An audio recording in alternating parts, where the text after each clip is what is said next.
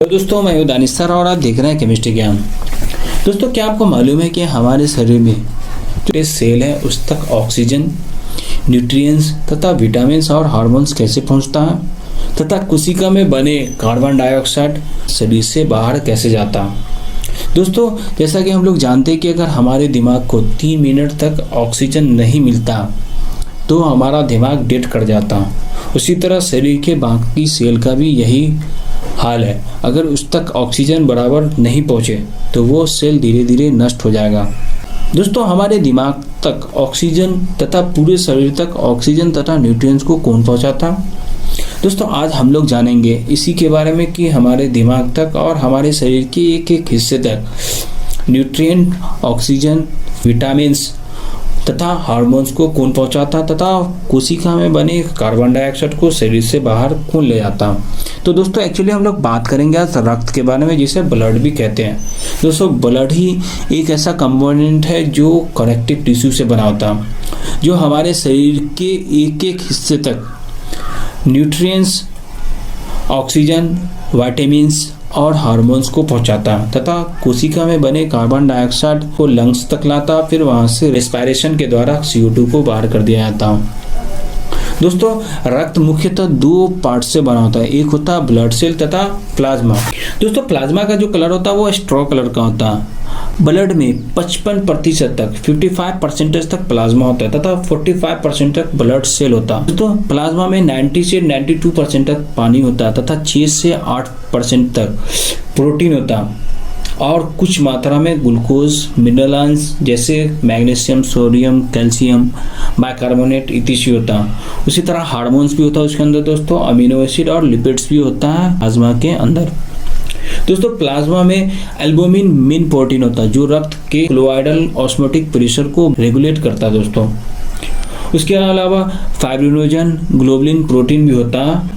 Fibrinogen protein का मुख्य काम रक्त को क्लॉटिंग करने में होता है तथा ग्लोबुलिन प्रोटीन का मुख्य काम शरीर के डिफेंस मैकेनिज्म में मदद करने में होता है। दोस्तों सीरम वह क्लियर लिक्विड है जिसे क्लॉटेड ब्लड से अलग किया जा सकता है, या सीरम ब्लड का वह पार्ट होता है जो क्लॉट नहीं होता। दोस्तों जब हम लोग ब्लड को सेंट्रीफ्यूज करते हैं तो ब्लड 2 भागों में बट जाता है। एक होता है ब्लड सेल, दूसरा एक क्लियर लिक्विड होता है। जो क्लियर लिक्विड है उसी को ही सीरम बोला जाता है।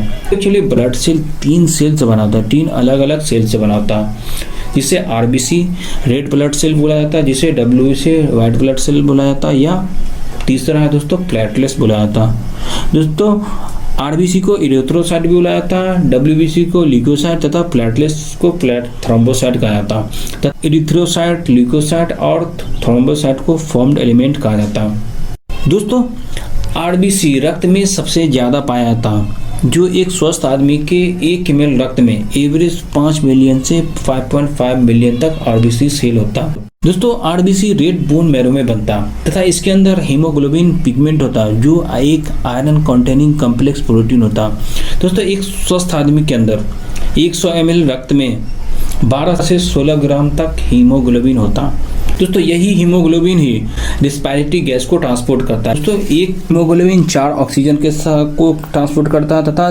4 CO2 को ट्रांसपोर्ट करता है। दोस्तों RBC का जीवन काल जो होता है वो सिर्फ 120 दिनों का होता है, उसके बाद वह स्प्लीन में जाकर नष्ट हो जाता है। इसीलिए दोस्तों स्प्लीन को ग्रेवयार्ड ऑफ RBC कहा जाता है। RBC का आकार जो होता है वो बाइकॉन्केव होता है तथा मैच्योर RBC में न्यूक्लियस नहीं होता, लेकिन जब वो नया सेल रहता है, नया RBC बनता है तो उसमें न्यूक्लियस होता है। जैसे ही वह ब्लड स्ट्रीम में पहुंचता है तब वह न्यूक्लियर तथा सेल ऑर्गेनेल को सेल से बाहर कर देता है, जिससे वह ज़्यादा से ज़्यादा हीमोग्लोबिन को कैरी कर सकता तथा ज़्यादा से ज़्यादा ऑक्सीजन को शरीर तक पहुँचा सकता। दोस्तों ब्लड सेल का दूसरा पार्ट है ल्यूकोसाइट, जिसे WBC भी कहा जाता है। दोस्तों WBC एक रंगहीन सेल है क्योंकि इसमें हीमोग्लोबिन नहीं होता तथा एक स्वस्थ आदमी के 1 ml रक्त में 6000 से 8000 WBC होता। WBC में न्यूक्लियस होता है मगर उसका जो लाइफ टाइम होता है दोस्तों, लाइफ स्पैन, जीवन काल उसका सिर्फ 13 से 20 दिन तक होता है। उसके बाद वह लिम्फेटिक सिस्टम में नष्ट हो जाता है। दोस्तों WBC बोन मैरो में बनता है। जब इमेच्योर WBC पहली बार ब्लड स्ट्रीम में पहुंचता है तो उसे बैंड्स या स्टेप्स कहते हैं। दोस्तों ल्यूकोसाइट हमारे शरीर में फैगोसाइटोसिस के माध्यम से बीमारियों से लड़ता तथा बाहर के ऑर्गेनिज्म को नष्ट कर देता। दोस्तों हमारे शरीर में दो तरह का WBC होता है, एक ग्रैनुलोसाइट तथा दूसरा एक ग्रैनुलोसाइट। दोस्तों ग्रैनुलोसाइट मतलब दानेदार, दूसरा जो दानेदार नहीं होता।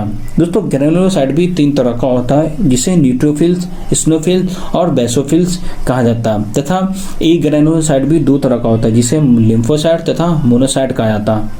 तो WBC में इन सारे सेलों का अलग अलग मात्रा होता है। जैसे अगर हम बात करें न्यूट्रोफिल्स की, तो न्यूट्रोफिल WBC में सबसे ज़्यादा पाया जाता है। उसी तरह बेसोफिल्स की बात करें तो बेसोफिल्स WBC में सबसे कम मात्रा में होता है।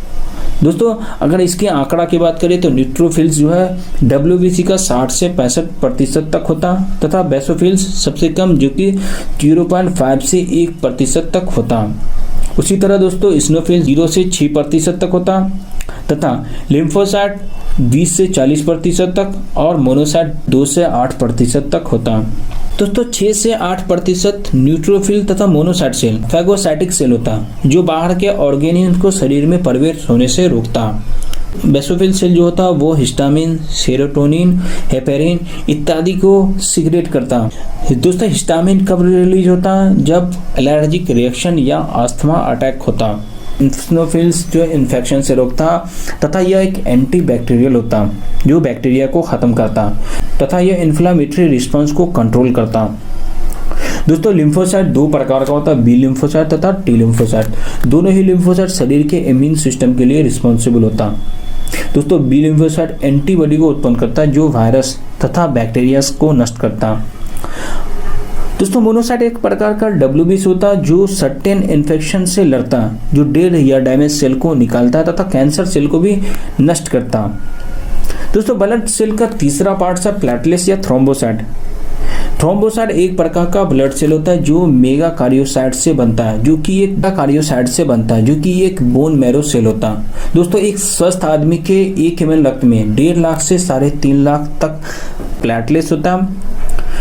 प्लेटलेट्स से विभिन्न प्रकार का पदार्थ रिलीज होता है, जैसे ADP, VWF, thromboxane A2, platelets derived growth factor, जिसे PDGF भी कहा जाता है। उसी तरह दोस्तों वैस्कुलर एंडोथेलियल ग्रोथ फैक्टर, जिसे VEGF भी कहा जाता है। उसके अलावा दोस्तों सेरोटोनिन कोगुलेशन फैक्टर, जो ब्लड के क्लॉटिंग में मदद करता है। ब्लड में प्लेटलेट्स की संख्या कम हो जाती है तो क्लॉटिंग डिसऑर्डर होता है, जिससे शरीर से ज़्यादा रक्त बाहर निकल जाता और शरीर बीमार हो जाता।